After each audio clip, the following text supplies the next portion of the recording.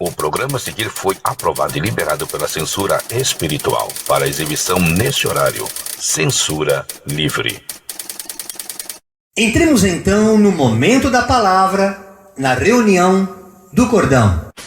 E agora, momento da palavra, na reunião do cordão. Tema de hoje: por que as calamidades nos alcançam? Examinemos a carta de Paulo aos Efésios, capítulo 6, verso 13. Portanto, vistam toda a armadura de Deus, para que possam resistir no dia mau e permaneçam inabaláveis. Uma outra versão, para que vocês possam comparar o conteúdo bíblico. Por isso, peguem agora a armadura de Deus, que Deus lhes dá. Assim, quando chegar o dia de enfrentarem as forças do mal, vocês poderão resistir aos ataques do inimigo. E depois de lutarem até o fim, vocês continuarão firmes sem recuar. Eu sempre recomendo os irmãos que caminham conosco, os poucos irmãos que têm realmente desejo, sede, fome da palavra, de não se limitarem a uma versão. Porque como nós não falamos grego, irmão, nós não temos conhecimento teológico, o nosso conhecimento é aplicado ao examinar as escrituras que nem os bereanos faziam. Pegavam o Antigo Testamento, profetas, e liam e comparavam se aquilo que Paulo falava tinha a ver com aquilo que realmente as escrituras diziam. E nós fazemos muito isso, pegando várias versões, para que muitas vezes, didaticamente, a gente possa te ajudar a compreender os fatos do dia a dia. Porque a palavra é vida, a boa nova é isso, é mostrar o evangelho na prática de vida. Os acontecimentos, as coisas que nós estamos passando aqui, nessa existência. Portanto, além dos nossos desafios diários, muito além das nossas lutas pessoais, temos contemplado nesses últimos meses, irmãos, especialmente aqui no sul, calamidades que têm se derramado abundantemente e também não só aqui, mas sobre todo o planeta Terra, especialmente através dos fenômenos naturais, como está acontecendo aqui no sul, já desde o mês de junho, enchentes e em outros lugares, incêndios, terremotos, tsunamis, ciclones aqui no sul também, furacões em outros países, além das muitas enfermidades e outras calamidades descritas, por exemplo, no Evangelho de Mateus capítulo 24, verso 6, cujo texto nos diz: vocês ouvirão falar de guerras e rumores de guerras, mas não tenham medo. É necessário que tais coisas aconteçam, mas ainda não é o fim. Para compreendermos o porquê das calamidades, precisamos entender o princípio de tudo, irmãos. E de maneira bem resumida, a história da humanidade desde a sua criação.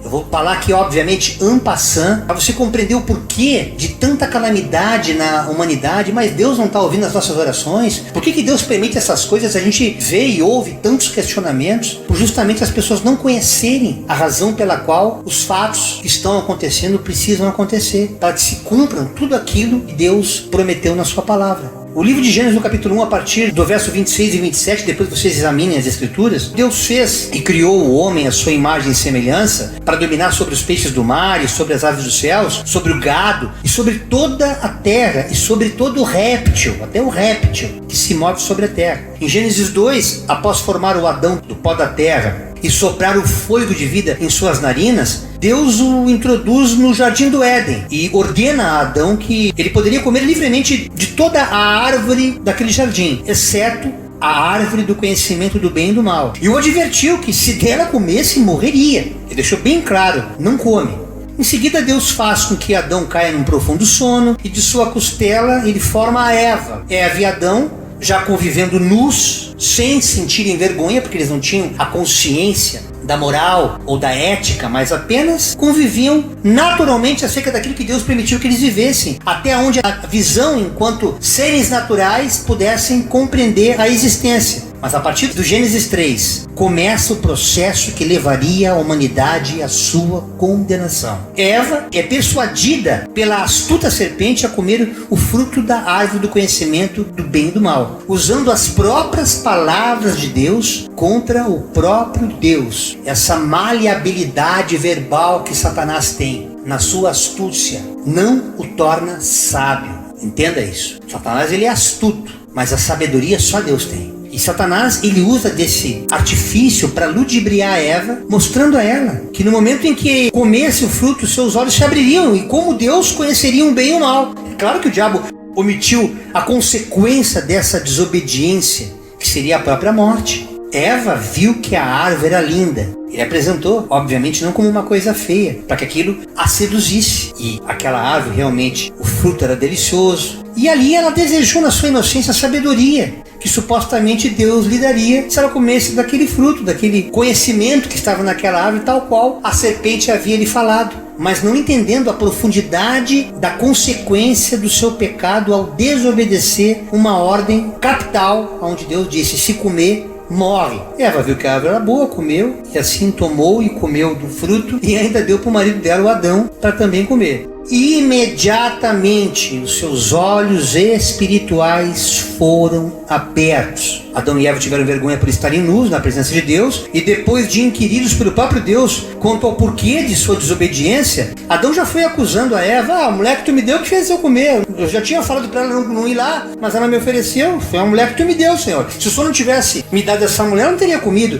E vem aquela desculpa esfarrapada para justificar a sua também desobediência, que permitiu que a calamidade se abatesse sobre a humanidade. Então, a partir do momento, como consequência da desobediência de ambos, Deus amaldiçoou a própria serpente, falou que ela se rastejaria para o resto da sua existência, se alimentaria do pó da terra, a mulher sofreria dores de parto, e ao Adão, Deus determinou que ele tiraria seu sustento do próprio suor do seu trabalho. E por causa da sua desobediência, ao dar ouvidos a Eva, olha só que coisa terrível isso, a terra toda estaria amaldiçoada e produziria cardos e abrolhos, também conhecido como espinhos e ervas daninhas. E a partir de então, a humanidade comeria dos seus grãos, que é o que a humanidade come hoje. Essa calamidade que se abate sobre a humanidade, desses cardos e abrolhos, e nós colhemos todos os dias fruto da nossa iniquidade. E imediatamente depois de ambos terem tido seus olhos abertos, Deus faz o primeiro sacrifício, porque a Bíblia fala que ele lhes deu roupas de pele de animais para se vestirem. Obviamente foram animais que a Bíblia não descreve quais foram, sacrificados para que daquela pele os vestisse. E como eles comeram do fruto proibido ao terem seus olhos abertos, ao tornarem-se semelhantes a Deus, portanto, segundo a sua imagem e semelhança, não poderiam mais continuar vivendo para sempre, irmãos. Olha que coisa terrível. É neste momento que o homem perdeu a sua imortalidade. Entenda que não era para a gente morrer. Por isso que quando chega à beira da morte, quando a gente tem uma enfermidade com risco de morte, os dias vão se abreviando e a gente vai percebendo o cansaço, a fadiga. Aquilo que eu fazia quando era mais jovem não consigo fazer hoje. Ou seja, o espírito tem vontade, mas o corpo já não obedece. O espírito está forte, mas a carne vai enfraquecendo. E você vai percebendo a degeneração paulatina, cronológica, que o ser humano vai desfrutando, fruto da sua própria condenação. Por isso que é importante que nós nos voltemos para Deus, para que nós compreendamos que, embora esse corpo corruptível vá para o pó, há um corpo eterno. Por isso que a gente tem abominação, medo da morte. Porque a nossa natureza, prioritariamente, originalmente, era para ser imortal. Mas devido à desobediência, Deus permitiu que nós perdêssemos essa característica de sermos imortais. Imagina só, irmãos, as células se multiplicariam, não haveria degeneração neurológica, ninguém ia ter Alzheimer, ninguém ia ter câncer. É coisa maravilhosa que seria a natureza humana, aos olhos naturais, obviamente, a gente vendo isso. E o Senhor Deus os expulsou do jardim do Éden. E Adão passou a cultivar a terra, da qual tinha sido formado, permanecendo ali até morrer, ou seja, ele envelheceu e morreu. A única maneira de a humanidade resgatar e perpetuar-se na eternidade é através de um corpo incorruptível. Entenda isso. Esse corpinho bonitinho que você tem não tem como herdar a eternidade, porque já há uma sentença de mortalidade. Há uma finitude nessa existência, da qual muitas vezes nós nos revoltamos. Minha mãezinha de 90 anos faleceu, por que Deus fez isso? A gente ouve pessoas revoltadas com Deus porque ele já com 70, 80 anos e a mãe com 100 anos de idade, porque a pessoa não tem consciência. É fechada, aquela visão obtusa acerca de uma existência efêmera que ela julga ser imortal, quando na verdade ela é finita. O que nós temos que realmente buscar é, através de Jesus Cristo, que é o único mediador entre nós e o Criador, para que nós venhamos adquirir por graça, por favor imerecido, essa vida que vai se perpetuar de eternidade em eternidade, ou seja, ela nunca vai se esgotar. Lá nós teremos um corpo glorificado e habitaremos nova terra, irmãos. Isso é coisa para outra pregação. Mas nesse momento, quando você começa a entender que essa é a única maneira da humanidade resgatar realmente essa eternidade, que muitas vezes ela é desprezada porque a pessoa se atém somente a essas coisas efêmeras, esse corpo incorruptível poderá ser concedido somente através de Jesus Cristo. Se você não abrir mão dessa vida terrena para viver a vida espiritual, você não vai entender aquilo que está lá em Mateus 6,33, por exemplo, quando Deus fala: busca eu em primeiro lugar e o meu reino. Isso que você tem por prioridade eu acrescento. Você vai desfrutar essa efemeridade e vai ser feliz com ela, porque eu tenho prazer em abençoar. Mas entenda que tem coisas muito mais profundas, porque Ele é o único caminho que nos leva ao Pai. Se você não entender que Jesus é o único mediador, você vai continuar naquela rodinha de hamster, buscando outras alternativas, outros deuses, vai buscar religiões, dogmas, achando que você vai chegar a algum lugar eterno como um atalho, quando na verdade não existe isso. Ele é o caminho, ele não é um caminho, ele não é uma alternativa, ele é a única solução. E é a partir dessa consciência que você desenvolve esse coração de seguidor de Cristo. Veja o que Paulo fala na primeira carta aos Coríntios, no capítulo 15, versículos 35 a 40. Alguém pode perguntar: como os mortos ressuscitarão? Que tipo de corpo terão? Esses que sofreram calamidades, esses que estão morrendo em terremotos? As pessoas começam a pensar, os familiares: quando é que eu vou? Será que eu vou reencontrar esses meus entes queridos? Que tipo de corpo eles terão? E aí o próprio Paulo responde: que perguntas tolas!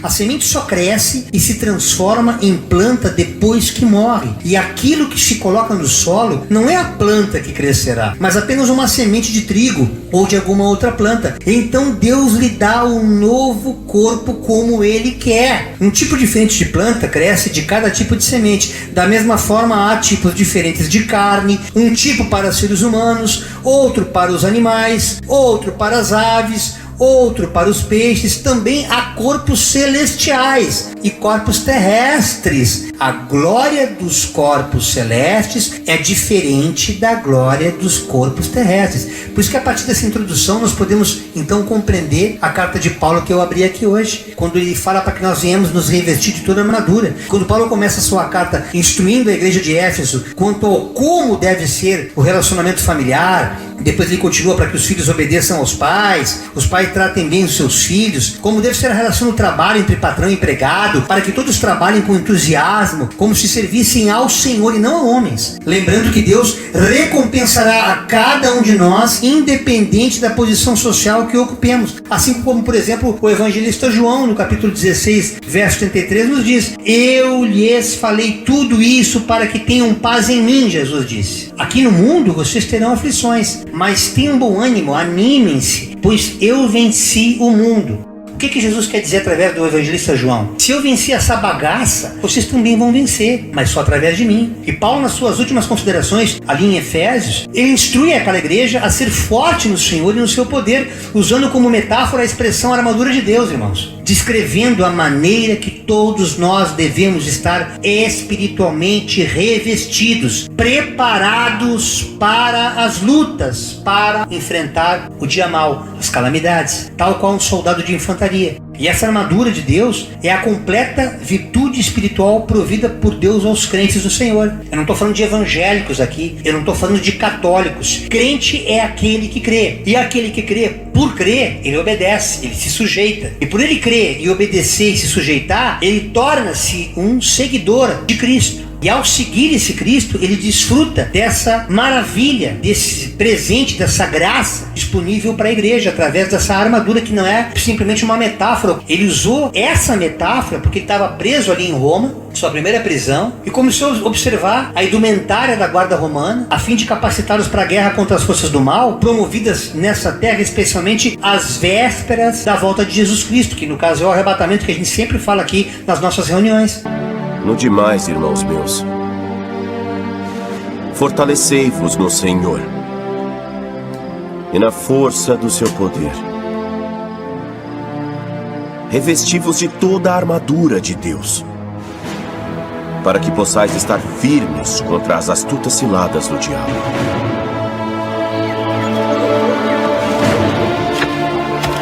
Porque não temos que lutar contra a carne e o sangue, mas sim contra os principados, contra as potestades, contra os príncipes das trevas deste mundo, contra as hostes espirituais da maldade nos lugares celestiais. Portanto, tomai toda a armadura de Deus, para que possais resistir no dia mau. E havendo feito tudo, ficar firmes.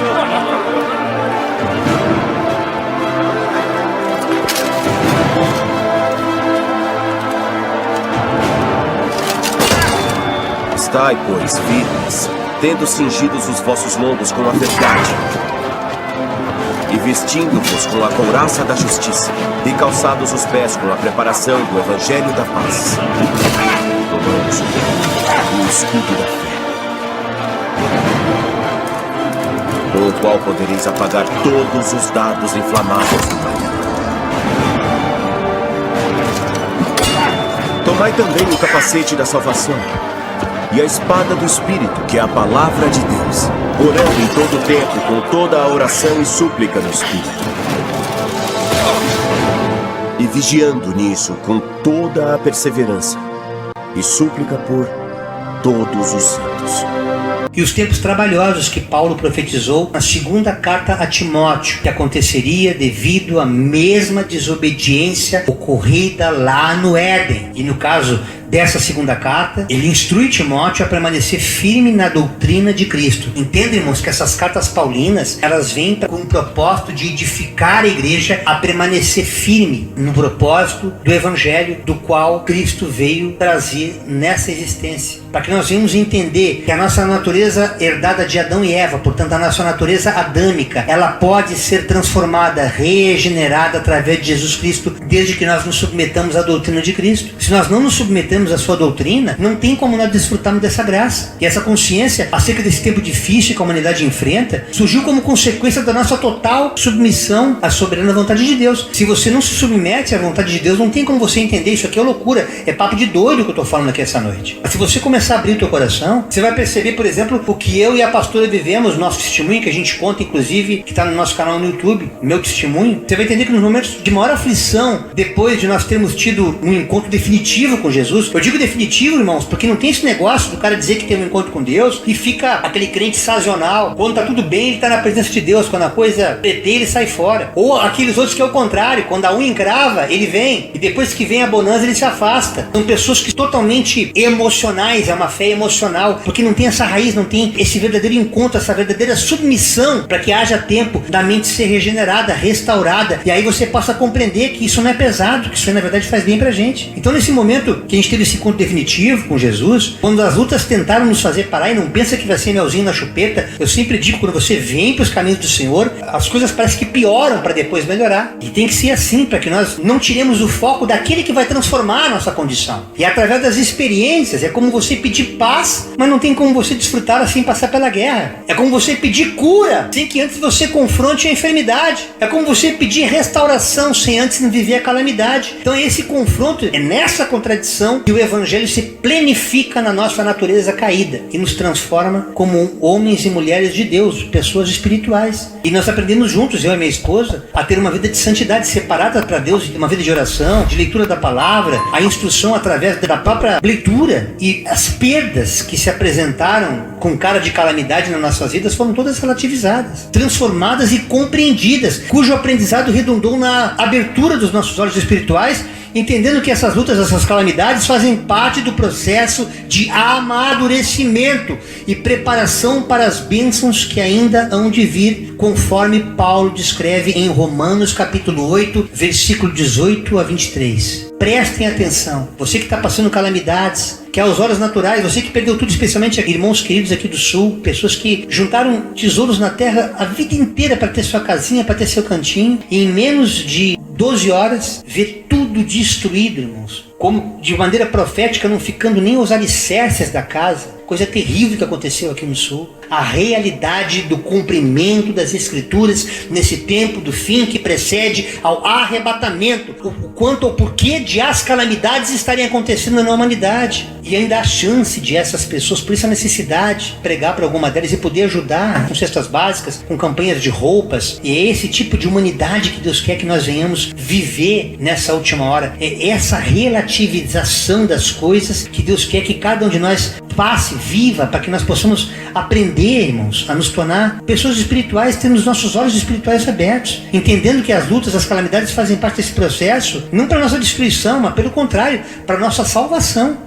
Considero que nosso sofrimento de agora não é nada comparado com a glória que ele nos revelará mais tarde, pois toda a criação aguarda com grande expectativa o dia em que os filhos de Deus serão revelados. Deus quer nos revelar como filhos dele, para esses que não acreditam na salvação. Porque toda a criação, não por vontade própria, foi submetida por Deus a uma existência fútil. Você entendeu por que você gosta de viver as futilidades? Você está submetido, sujeito a viver nessa futilidade, na esperança de que com os filhos de Deus, a criação seja gloriosamente liberta da decadência que a escraviza. Se você não conhecer, não andar como corpo, não entender que é justamente na aliança, na comunhão, na koinonia com o irmão em Cristo é que você vai ter os seus olhos espirituais abertos e vai sair dessa efemeridade, dessa superficialidade que você encara a vida, ainda que dentro de uma calamidade. Porque existem calamidades, irmãos, que são pessoais, que são lutas, que são tragédias pessoais que cada um de nós vive. E se nós não nos voltarmos para Deus através dessa fé real na ressurreição de Cristo, nós nos perdemos. E nos perdemos feio, porque a gente não vai encontrar mais o nosso eixo.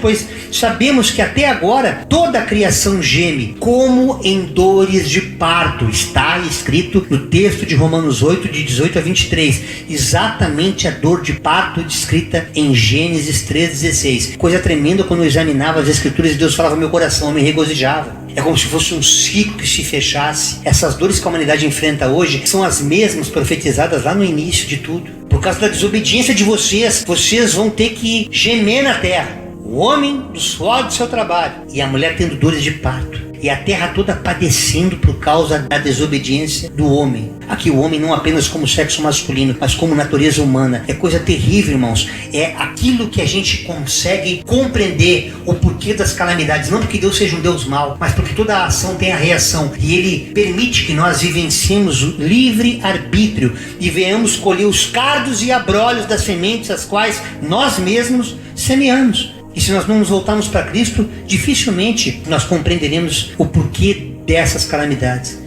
Embora tenhamos o Espírito em nós como antecipação da glória futura, pois aguardamos ansiosos pelo dia em que desfrutaremos nossos direitos de adoção, incluindo a redenção de nosso corpo.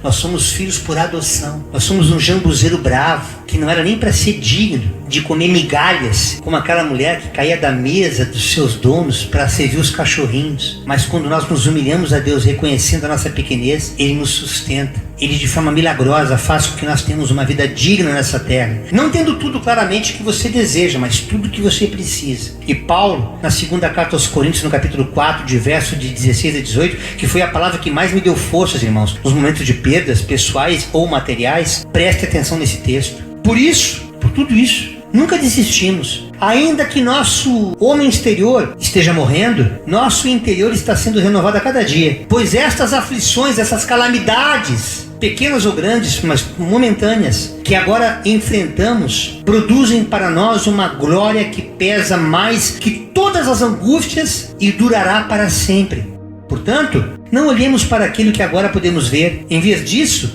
fixemos o olhar naquilo que não se pode ver, que só por fé podemos enxergar. Pois as coisas que agora vemos, logo passarão. Aleluia. Mas as que não podemos ver, durarão para sempre. Você, meu irmão, minha irmã, que tem passado por calamidades, que não consegue entender por que tanta tragédia tem acometido a tua vida ou a vida de alguns dos teus. É a pandemia que leva familiares, esses terremotos em outros países, enchentes, esses extremos de temperatura na terra, frio e calor matando, enchente e seca. Essa dicotomia que faz com que as pessoas não consigam compreender que parece que a terra ficou louca, quando na verdade é tudo permissão de Deus como consequência da desobediência do homem. Por isso, irmãos, atravessemos nossas lutas e nossos lutos, as nossas calamidades firmados nessa palavra, que está em Filipenses, no capítulo 3. Eu vou ler apenas os versículos 7 e 8 e depois de 12 a 14. Pensava que essas coisas eram valiosas. Essas coisas que eu perdi, essas calamidades que me tomaram, tanto no campo pessoal como no campo material, relacional. Mas agora eu considero essas coisas insignificantes por causa de Cristo. Sim, todas as outras coisas são insignificantes comparadas ao ganho inestimável de conhecer Jesus Cristo, meu Senhor. Por causa dele, eu deixei de lado todas as coisas e as considero menos que lixo, menos que entulho, a fim de poder ganhar a Cristo Eu não estou dizendo que já obtive tudo isso, que já alcancei a perfeição. Só porque eu me separei para Deus, agora não sinto mais nada, não sofro, não choro. Não é isso. Mas eu prossigo a fim de conquistar essa perfeição para a qual Cristo Jesus me conquistou. Essa busca constante de andar na estatura semelhante a Cristo, a estatura de varão perfeito, é isso que Deus quer falar aqui na boca de Paulo. Não, irmãos, eu não alcancei nada disso ainda, mas concentro todos os meus esforços nisto. Eu busco Deus todo dia um pouquinho mais. Concentrar esforços é botar a tua vida no altar, apesar das adversidades, apesar da rotina que faz com que muitas vezes tu te afaste da presença de Deus. E aqui Paulo fala, eu tenho me esforçado para buscar cada vez mais isso, esquecendo-me do passado e olhando para o que está adiante. Aleluia! Eu prossigo para o final da corrida, a fim de receber o prêmio celestial, de ter um corpo celestial, para o qual Deus nos chama em Cristo Jesus. Aí tu começa a entender o que Paulo segue na carta de Efésios. Eu li capítulo 6, verso 13, mas a partir do versículo 14 ele começa a desmembrar a respeito da armadura da qual Paulo fala, e especificamente cada parte do que ele enxergava, e aquilo ele linkava no mundo espiritual para que nós usemos não apenas como uma metáfora, mas como um símbolo prático de oração. Portanto, estejam preparados, ele falando para a igreja aqui de Éfeso, e para você também que nos ouve e nos assiste aqui essa noite.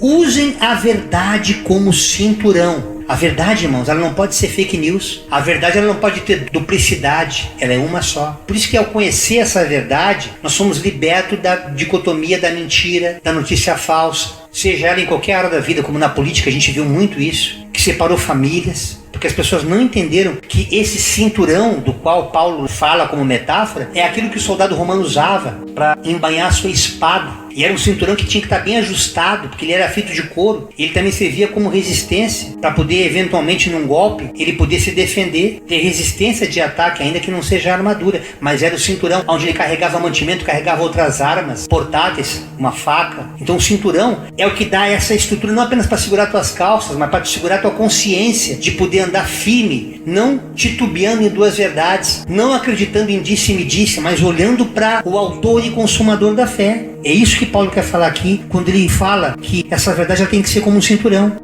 Paulo segue.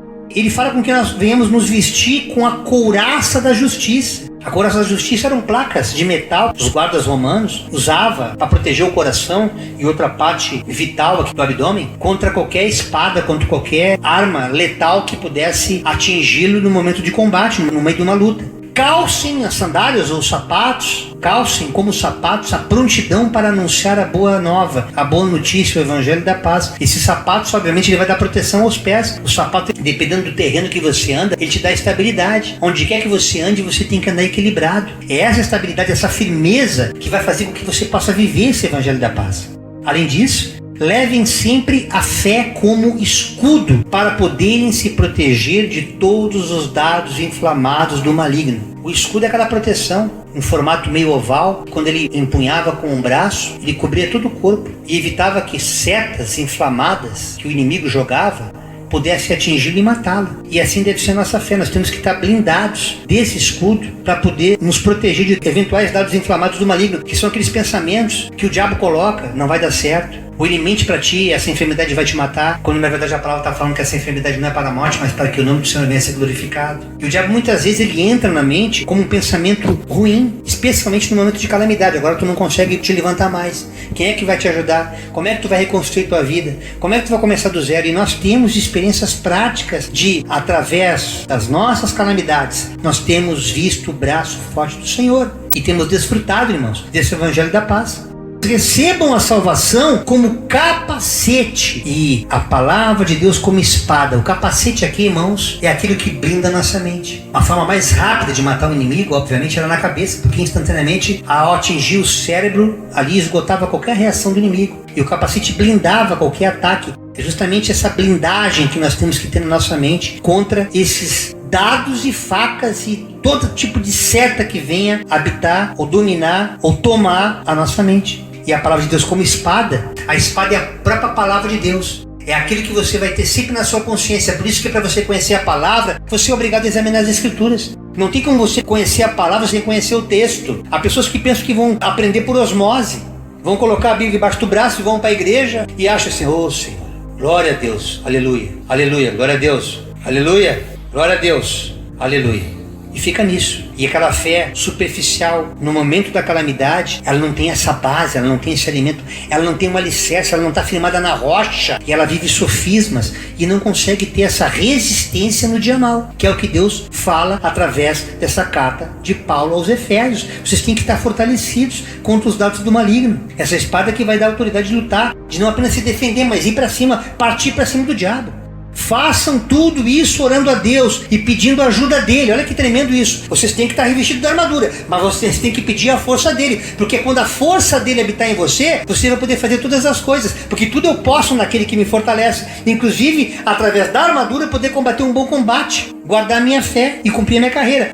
Orem sempre guiados pelo Espírito de Deus, com toda a oração e súplica, sempre suplicando, sempre clamando, sempre pedindo, batendo, buscando. Façam isso, fiquem alertas, estejam atentos. Não fica dormindo, irmão, não fica de bobinho na terra, não. A palavra de Deus fala que a gente deve ser manso como pombo e astuto como serpente. E a igreja, infelizmente, tem dormido no ponto. Está totalmente desatenta. Daqui a pouco Jesus está voltando, nem vai se dar conta dos fenômenos que estão acontecendo, que precedem ao arrebatamento. E estão curtindo a vida, e é festa aqui, é festa ali, é festival aqui, festival acolá, tudo distraindo a sua mente, perdendo o foco. Não que nós não possamos ter momentos de lazer e entretenimento. Entendo que aqui ninguém é fanático, aqui o papo é reto, irmão. Eu sou músico, vim da noite, eu sei como é que a banda toca, eu sei como é que através da música, muitas vezes o ser humano é distraído a se distanciar da adoração. E é justamente o que Paulo está chamando a atenção aqui essa noite. Não percam o foco, fiquem alertas, estejam atentos, não desanimem, perseverem na oração por todo o povo de Deus, ou seja, orem pela igreja. E orem também por mim, Paulo fala, a fim de que Deus me dê a mensagem certa, para que quando eu falar, eu fale com coragem e torne conhecido o segredo, o mistério do Evangelho. Eu peço que vocês olhem por mim também. Cada quarta-feira que eu pego um tema aqui, irmãos, eu sempre peço a Deus e peço aos irmãos, me ajudem em oração, irmãos, que eu não sei nem o que eu vou pregar na próxima quarta-feira. Eu me sinto um Paulinho aqui pequenininho, um bichinho de Jacó, preocupado em trazer conteúdo para alimentar a tua mente, a tua vida espiritual, ainda que muitos desprezem, como naquele tempo também era assim. Não mudou nada, irmãos, e vai ficar cada vez pior. E aí no Evangelho de Lucas, no capítulo 21, versos 25 e 28, eu começo a entender esses sinais que estão acontecendo, essas calamidades, como a própria Escritura fala. Haverá sinais no sol, na lua e nas estrelas. E na terra, as nações ficarão angustiadas, perplexas com o rugir dos mares e a agitação das ondas. As pessoas ficarão aterrorizadas diante do que estará prestes a acontecer na terra, pois os poderes dos céus serão abalados. Então todos verão o Filho do Homem vindo numa nuvem com poder e grande glória.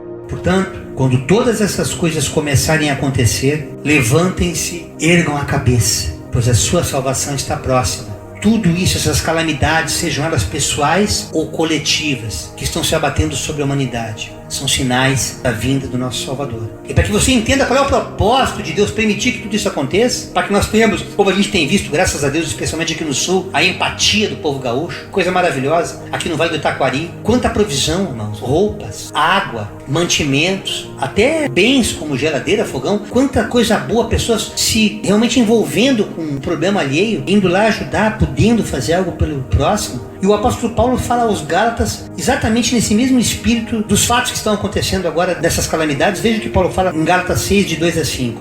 Ajudem uns aos outros, e assim vocês estarão obedecendo à lei de Cristo.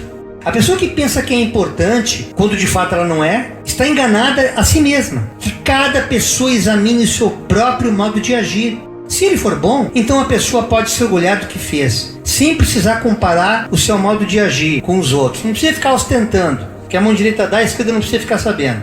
Porque cada pessoa deve carregar a sua própria carga. Meu Deus, agora confundiu, pastor. Se Deus manda orar um pelo outro, porque não é para ele me ajudar a carregar a minha carga? Veja que o evangelista Mateus, no capítulo 11, verso 28, eu encerro essa ministração aqui hoje, nos fala: venham a mim, Jesus dizendo, todos vós que estáis cansados e sobrecarregados, e eu os aliviarei. Tomem sobre vocês o meu jugo e aprendam de mim, que sou manso e humilde de coração. Em mim vocês encontrarão descanso para vossas almas, porque o meu jugo é suave e o meu fardo é leve. Nós devemos uns aos outros, já ministrei sobre isso, ajudar a carregar as cargas uns dos outros, mas o jugo tem que ser colocado para Deus. O jugo é aquilo que não nos pertence, é aquilo que realmente só Deus pode resolver. Deus quer que nós nos ajudemos uns aos outros, mas Ele tem que estar nessa relação como um cordão de 3 dobras. Todos esses que estão passando por calamidades, através do seu próximo, Deus tem que estar nessa relação para que ela seja efetivamente espiritual, para que haja uma transformação de caráter às vésperas do arrebatamento, para que haja a oportunidade de você que ainda não conheceu Jesus, que não teve a oportunidade de conhecer o Evangelho porque não frequentou uma religião, porque não foi numa igreja, mas arde o teu coração em fazer o bem ao próximo, e você entenda que a salvação não vem por obras, ela vem pela graça, mas a partir das obras, das boas obras, elas vão testificando cada vez mais aquilo que está na tua essência, e portanto não nos cabe dizer se você é salvo ou não. Cada qual prestará conta daquilo no dia do juízo,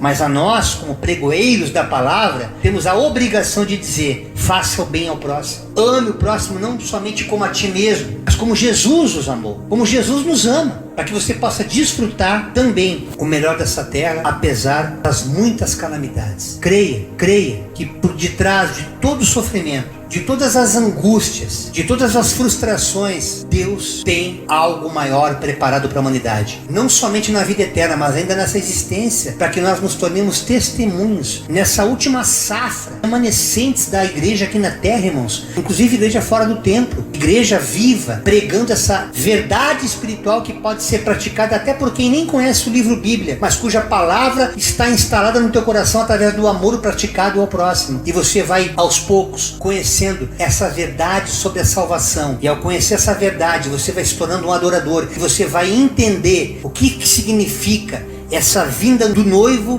buscar sua noiva para morar com ele na eternidade, de eternidade em eternidade. Mas para isso você tem que abrir teu coração e não ficar revoltado com as calamidades, mas glorificar a Deus em tudo, até nas tuas perdas, porque nós conhecemos e vivemos servindo um Deus que provê. Porque o meu Deus, segundo a sua riqueza em glória, suprirá cada uma das tuas e das minhas necessidades através de Cristo Jesus. Esta foi a palavra consoladora que Deus colocou no meu coração neste dia 13 de setembro do ano de 2023, na reunião do Cordão.